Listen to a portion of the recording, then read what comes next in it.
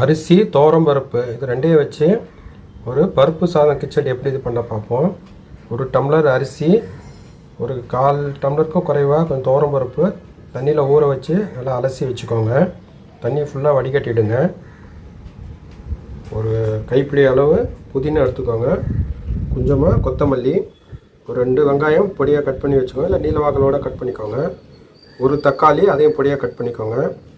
தேவையான அளவு உப்பு, இன்னும் மஞ்சள், தாளிக்கிறப்ப போடுறதுக்கு கடலைப்பருப்பும் கடுகு, ஒரு 3 பச்சை மிளகாய் கீறி வச்சுக்கோங்க, ஒரு 4 லவங்கம், ஒரு 1/2 இன்ச்சு துண்டு பட்டையை உடச்சி வச்சுக்கோங்க, ஒரு 5-6 பூண்டு பல், 1 இன்ச்சு சைஸு இஞ்சி அதையும் பொடியாக கட் பண்ணிக்கோங்க. இஞ்சி, பூண்டு, பட்டை, லவங்கம் உரலில் போட்டு இடிச்சிக்கலாம். இந்த மாதிரி உரலில் இடித்து வச்சுக்கோங்க. இதை முழுன்னு அரைக்க வேணாம், கொஞ்சம் ஒன்று பாதியமாக இருந்தாவே நல்லாயிருக்கும். ஒரு குக்கரில் 4 டீஸ்பூன்னு எண்ணெய் எடுத்துக்கோங்க. எண்ணெய் சூடான அப்புறமா கடுகு, கடலைப்பருப்பு சேர்த்து கொஞ்சம் வறுத்துடலாம்.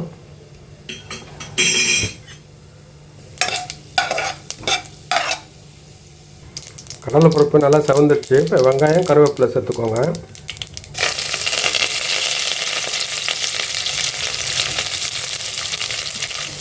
வெங்காயம் நல்லா கண்ணாடி பதத்துக்கு வந்தப்புறமா பச்சை மிளகா, புதினா,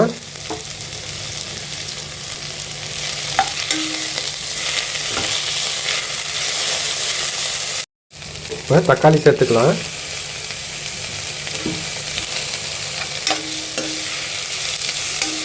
உப்பு, மஞ்சள் அதையும் சேர்த்துக்கோங்க.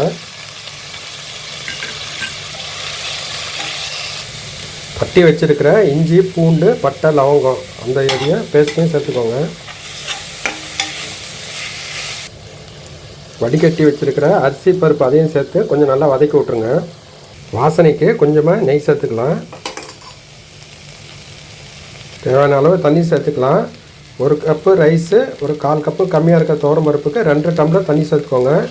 இந்த சுட தண்ணியாக சேர்த்துக்கோங்க, சீக்கிரமாக உங்களுக்கு குக் ஆகிடும். கொதி வந்தப்புறமா குக்கர் மூடி போட்டு 3 விசில் வச்சு எடுத்துடலாம். 4 விசில் விட்டு எடுத்தாச்சு. குக்கரை ஆறிடுச்சு. இப்போ மூடி திறந்து பார்த்துடலாம்.